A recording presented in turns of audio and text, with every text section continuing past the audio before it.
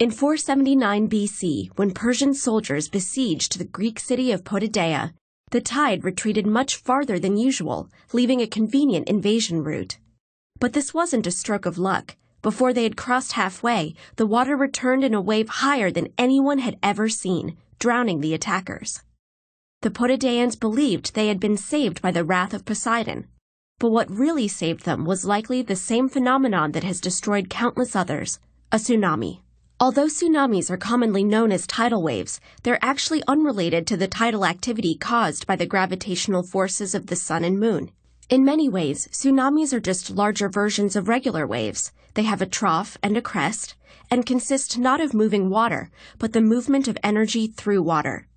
The difference is in where this energy comes from. For normal ocean waves, it comes from wind. Because this only affects the surface, the waves are limited in size and speed.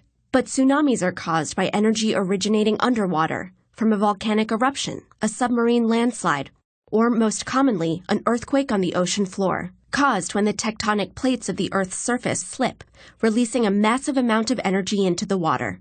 This energy travels up to the surface, displacing water and raising it above the normal sea level. But gravity pulls it back down, which makes the energy ripple outwards horizontally.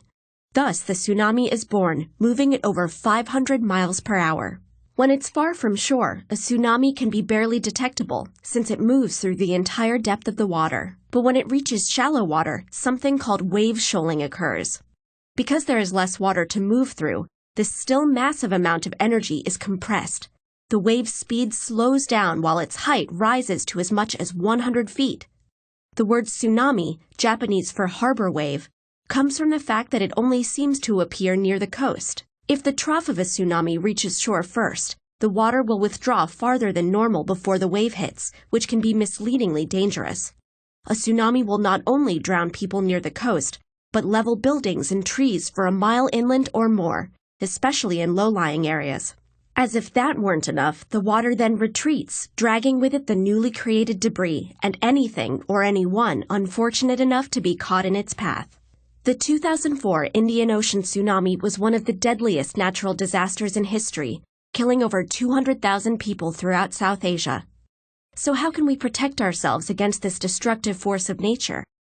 People in some areas have attempted to stop tsunamis with seawalls, floodgates, and channels to divert the water.